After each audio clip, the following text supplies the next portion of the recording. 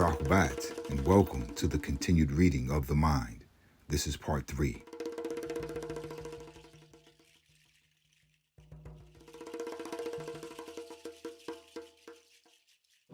Scroll 8. The more it possesses, the more it wants. 19 times 1 equals 19. Lo, without knowing it, Enocytes are exceedingly plagued by the insatiability of their own minds. Most humans are about as happy as they make up their minds to be.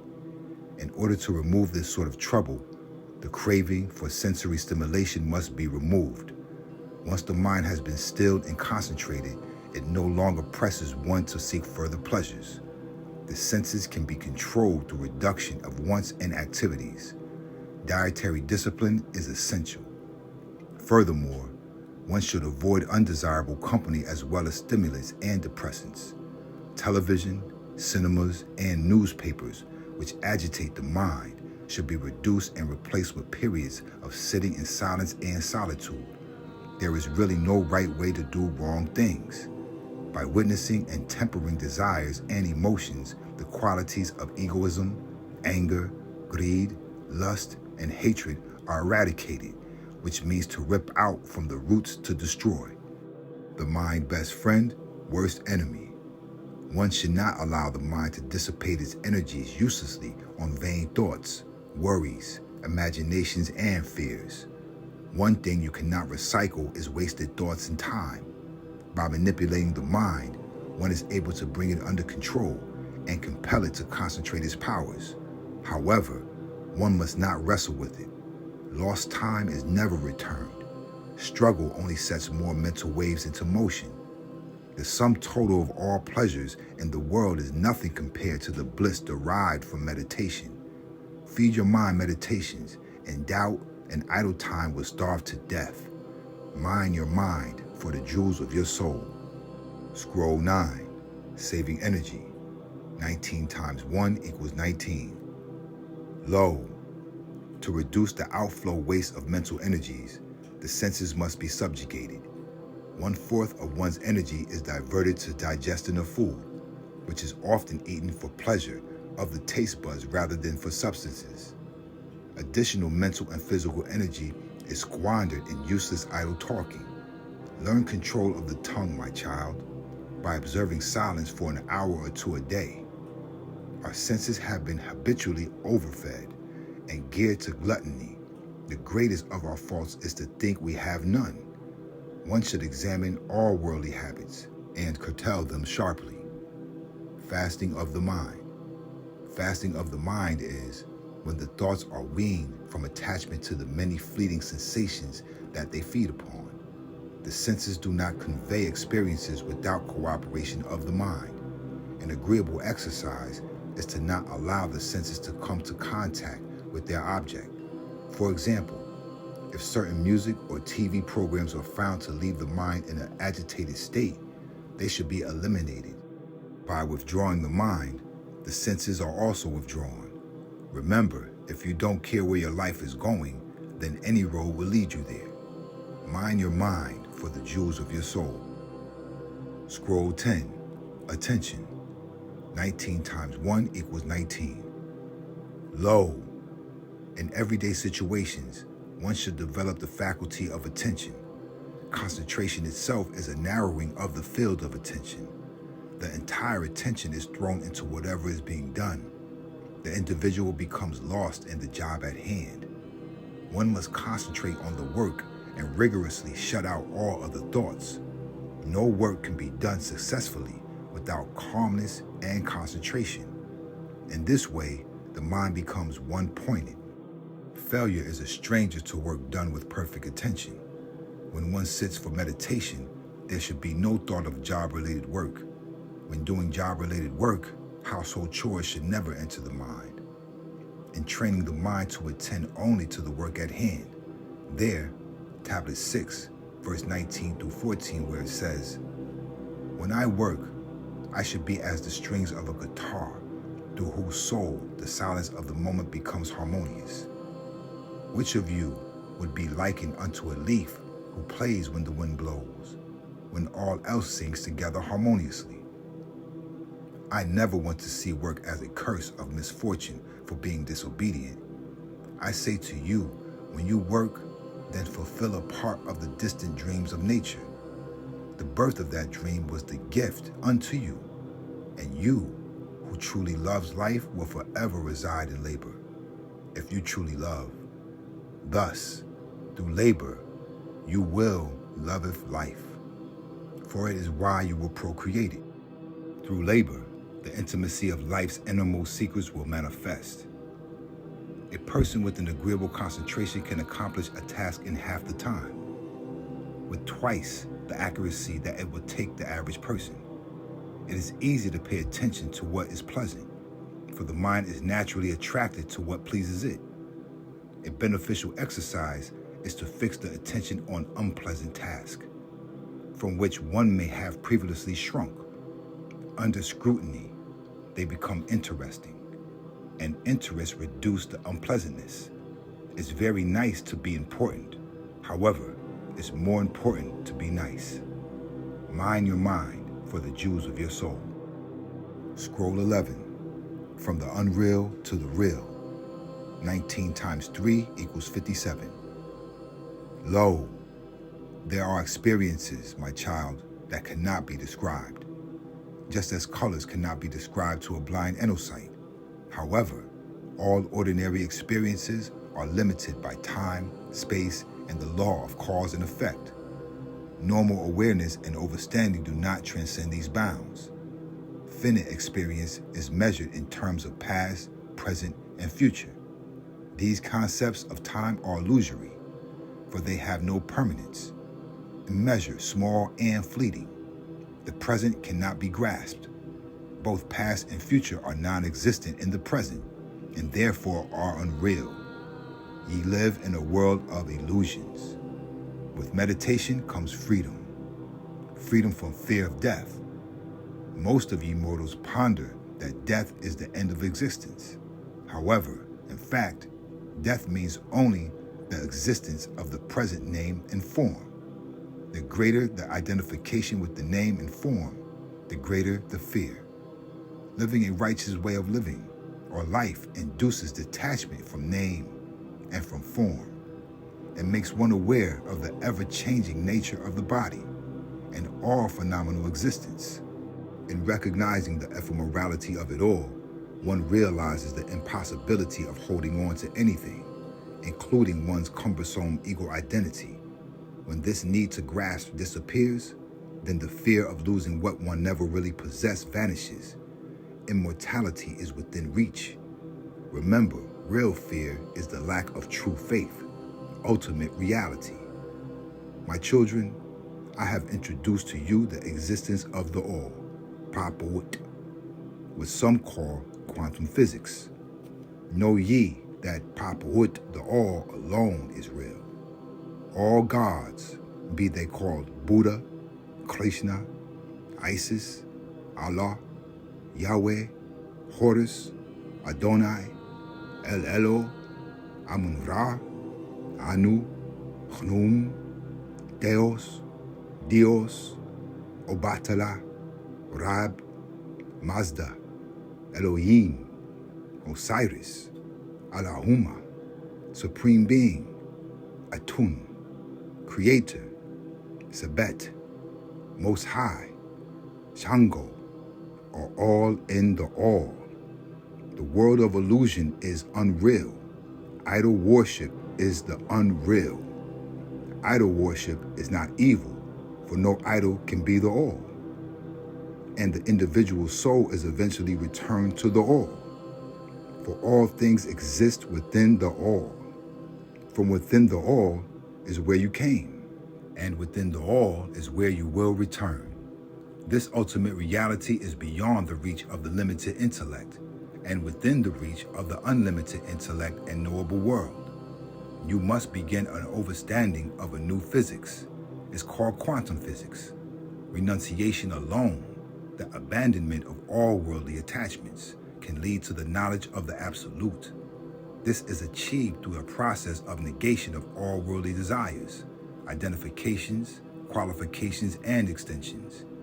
The precepts of Tammuz, whom some of ye call Isa, or Yahshua, Sananda, Christ, Horus, sonship, must be practiced, for you are a child of the Most High, Pamrazaku, who is in Papuut, the All.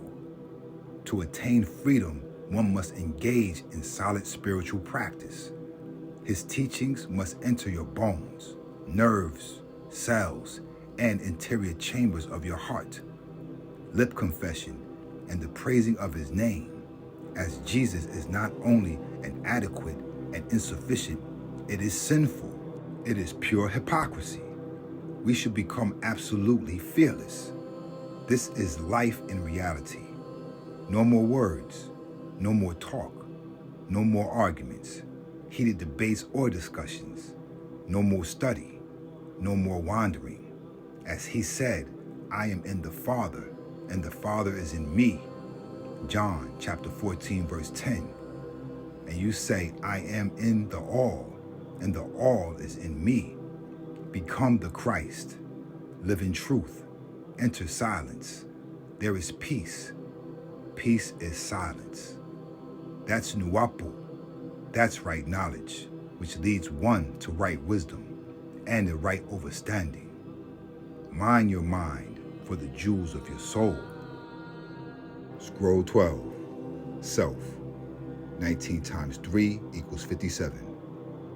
Lo, there are various methods for realizing the self. All are based on the removal of limiting ideas in regard to oneself and the universe.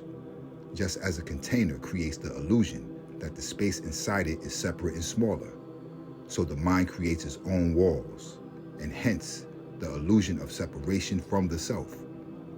Not this is a method of analysis by negation or denial.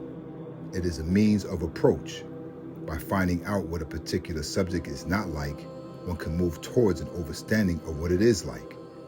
Through this process of negation, one can approach an understanding of real happiness. By realizing that it does not lie in wealth, power, fame, or any other object of worldly pursuit. Through negation of everything that can be known via the senses, one exhausts the mental modifications and finds the answers within. Ultimately, direct experience is necessary, for it is not a matter of intellectual understanding. An ᴏᴜcyte is not his or her house, nor is he or she his or her job, for these are subject to change, but an ᴏᴜcyte remains the same. It is useless to identify with clothing or hairstyle, yet all are subject to the form of illusions from time to time. The real you, which is sometimes called the self, is one's essential nature, is neither body nor senses. The body or senses are mere eternal qualities of the self. The serious spiritual person negates identification with all things of this world which are not real. The ᴏᴜcyte negates the mind by saying, I'm not this personality. I'm not these desires. I'm not these fears. Until eventually all things within worldly experiences are negated, and nothing remains but the self. In this kind of meditation, union with the Absolute is achieved by denial of body, mind, name, form, intellect, senses, and all limiting adjuncts. The true I remains, which is absolute existence, knowledge, bliss. One should observe the play of life as through he or she were watching a movie, but again, does not identify with it. Whatever situations one experiences, his or her reaction should be, I am not involved in this. I am only watching it happen. This entails introspection and close awareness of the mental waves. The mind does not want to be watched and will soon slow down its activities, but it does not give up without a struggle. In many ways, it will deceive and persuade one to stop watching it.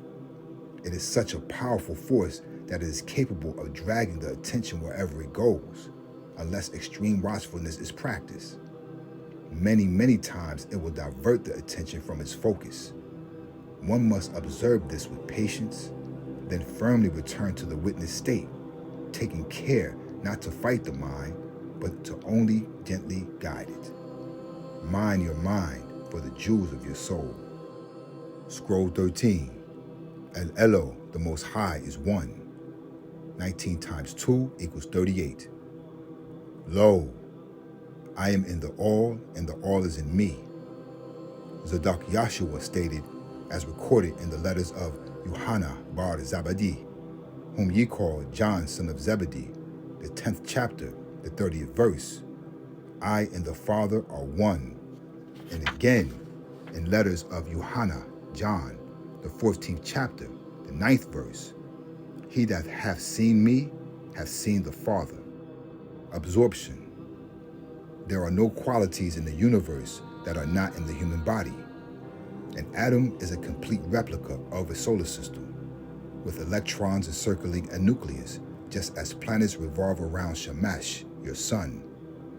The atom is a microcosm, small, and everything that is happening in the microcosms of the human body is also occurring in Tiamat, called also Orb, Arith, Terra, Eridu, and Ard, which ye mortals call the planet Earth. And in the universe, individual cosmic creation and destructions are taking place all the time. Instead of identifying with the individual self, which is only a tiny fraction of the universal scheme, one can find his or herself larger identity by merging with the cosmos itself, making him or her a cosmosan.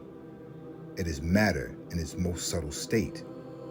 Before Shamash, the sun, and Tiamat, the planet Earth, came into existence, they were gas molecules. And before evolving into a molecular state, they existed in the etheric or energy state. The water molecule is composed of the atoms of hydrogen and oxygen.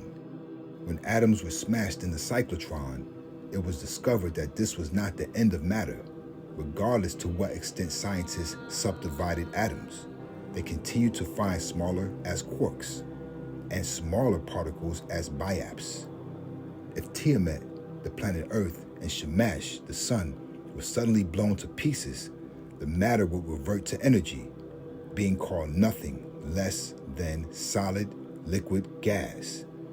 And as recorded in the Holy Tablets, it says in the 3rd chapter, the 9th tablet, verses 22 to 26, where it states, Anu, Elyon El, it was you who created and made first the 3 abodes, one of gas, the other of liquid, the third a solid. These are the homes of his beloved. Beyond these 3 is a state of nothingness, or ether. Ultimately, it will return to the all, being yet still a part of the all. The journey is shot. It's within itself.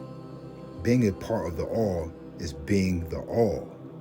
You can't take from the all, for where would you put it? You can't add to the all, for where would you get it from? So all gods, deities, statues, images, idols, and desires to be is in the all. Mind your mind for the jewels of your soul. Scroll 14. Anu is oneness. 19 times 2 equals 38. Lo, O ye Enocytes, ponder on this thought. A close look at these elements, which ye take for granted, leaves one in awe of the guiding cosmic intelligence. Water, H2O, for instance, is made up of 2 hydrogen atoms and 1 oxygen atom. And this is what the Holy Tablet says about the atom. The Holy Tablets, chapter 1, tablet 8, verse 28 through 29 says, the simplest particle of life is a quark, of which atoms are composed. The atom is the smallest unit of an element that retains all the element's properties. All things are made up of atoms, which are composed of quarks. It is the smallest part of any substance. This is called quantum physics, my child. The atom, when hydrogen by itself comes in contact with fire, it reacts with an explosion. oxygen reacts with fire to make it burn more fiercely. Yet, in combination, as water, they will quench fire and cool off the body. If one professes of having any intelligence at all, he or she must ask him or herself, what is the source of this intricate engineering? Only an intelligent power is capable of such creation. El-Elo, the Most High, also called Allah, Al-Aliyu, Yahweh, and Anu. All life is interconnected. Animals breathe in oxygen, the byproduct of plants, and exhale carbon dioxide. In their bodies, the oxygen combines with glucose to produce energy for various bodily functions. Plants take in carbon dioxide and release oxygen into the air, which is then used by the animals. They take nutrients from the soil and use the sunlight for photosynthesis. An enocyte eats the plant for nourishment, and when he or she dies, his or her body is returned to Tiamat, the planet Earth, to the Adama of the ground, where it becomes food for the plants. This is but one small example of the complicated and interdependent relationship that exists amongst all things. It hardly seems possible that such a world could have been created by an accident of nature. Relationships like this exist throughout the cosmos. Consider the size of the universe. It is impossible that these miracles occur only on Tiamat, the planet Earth. How many suns with planets can there be in this galaxy? And how many galaxies can there be? How large is this universe? Its size cannot be imagined, nor can the number of plants capable of supporting life be counted. Yet, there are those known in Orion to have life, and from Rizq, the 8th planet in Ilion, the 19th galaxy, from which I come forth to you by way of a Markaba, a divine light, vehicle also called a Sham. There are physical laws which cause the planets to rotate and to revolve around Shamash, the sun, in certain precise ways. These same laws cause whole solar systems, indeed even galaxies, to hurtle through space at tremendous speed, all in perfect coordination. These laws cannot have accidentally come about without the originating cause. Only a guiding intelligence could be responsible. El-Elo, the Most High, is the source. All is in the all. The all is not in it, a he or a she. The all is. Mind your mind for the jewels of your soul. This concludes the reading of part 3. Stay tuned for part 4.